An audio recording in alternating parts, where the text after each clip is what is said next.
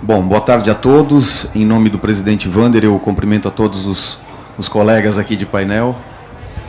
Bem, eu represento uma empresa brasileira de transporte rodoviário e fluvial de cargas.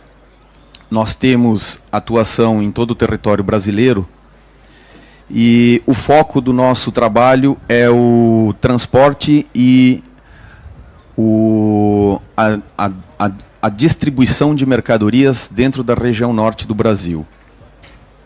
O nosso trabalho iniciou na década de 70, quando nós começamos a levar mercadorias do sul e do sudeste do Brasil para a região norte do Brasil. Naquela época, as condições para se transportar mercadorias para a então inóspita região amazônica eram muito grandes, eram desafios bem difíceis. As duas principais rodovias que ligam as regiões sul e sudeste do Brasil, elas ainda estavam sendo construídas. Então nós contribuímos e ainda continuamos a contribuir para o desenvolvimento daquela região, mas os desafios eram muito difíceis e ainda são nos dias atuais. Bom, mas o mundo mudou, a região amazônica se desenvolveu e nós temos hoje na capital do Amazonas, cidade de Manaus, um polo industrial que é responsável pela geração de mais de 122 mil empregos. Só no primeiro semestre do ano de 2024, ele foi responsável em gerar mais de 114 bilhões em produtos industrializados. Mas além da riqueza ambiental e da produção industrial da região amazônica, eu não posso deixar de destacar a importância que a região tem no escoamento da safra agrícola produzida no centro do nosso país. Os portos da região norte do Brasil foram responsáveis em escoar grande parte da produção agrícola do Brasil. No ano passado, dados da Conab falam que 42% da produção nacional de milho e 33% da produção nacional de soja foram exportados pelos portos do arco norte do Brasil. Mas para essa produção poder ser escoada, nós dependemos da navegação de três importantes rios: o Rio Madeira, o Rio Tapajós e o próprio Rio Amazonas. O que tem nos causado muita preocupação é que o estresse hídrico que tem acontecido na região amazônica nos últimos anos tem nos chamado a atenção, porque a frequência com que esses estresses têm acontecido e a severidade com que eles vêm acontecendo é que nos causa grande preocupação. Em 2023 nós tivemos a maior seca registrada nos últimos 50 anos. E em 2024 essa seca ela está ainda pior do que a registrada no ano de 2023.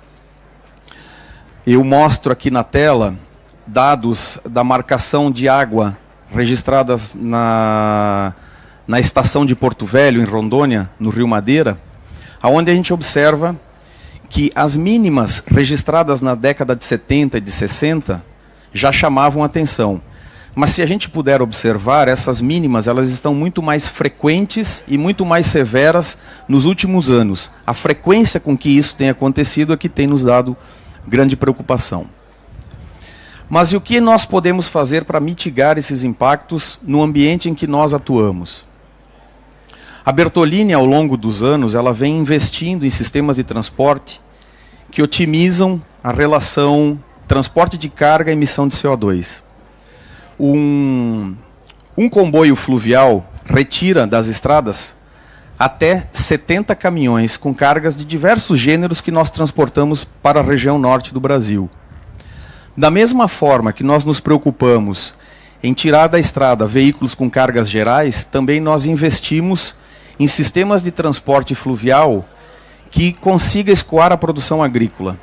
Em uma única viagem, nós colocamos mais de 37 mil toneladas de produtos agrícolas, que se não fosse pelo modal fluvial, corresponderiam a mais de 790 caminhões rodando com essa mesma mercadoria agrícola. Nós sabemos que o modal rodoviário não é o mais adequado, nem de forma ambiental e nem de forma econômica.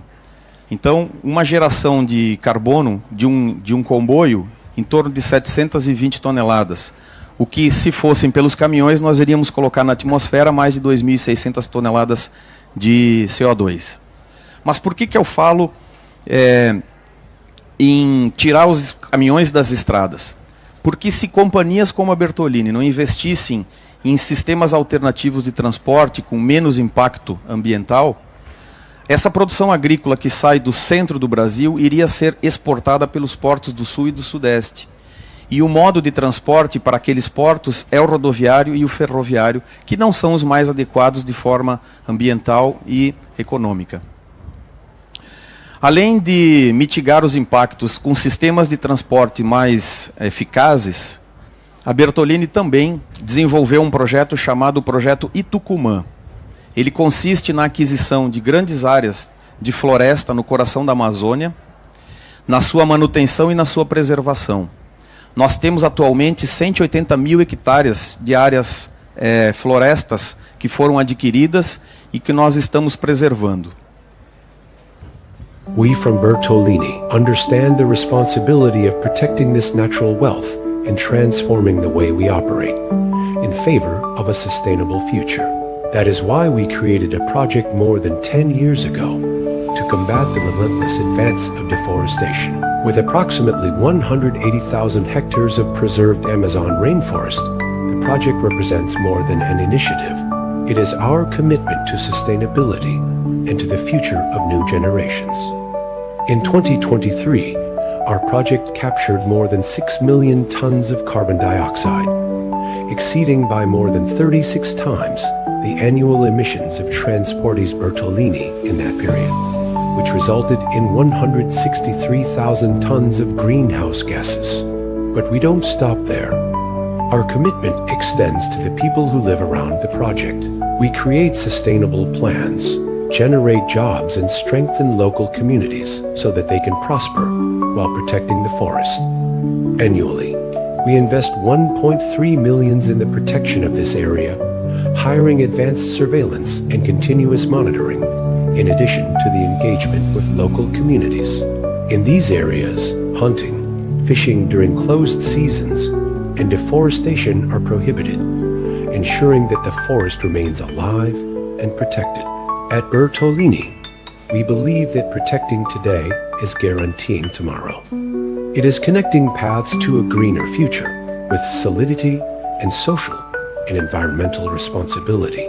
Iticum Project, our environmental commitment, our legacy for future generations.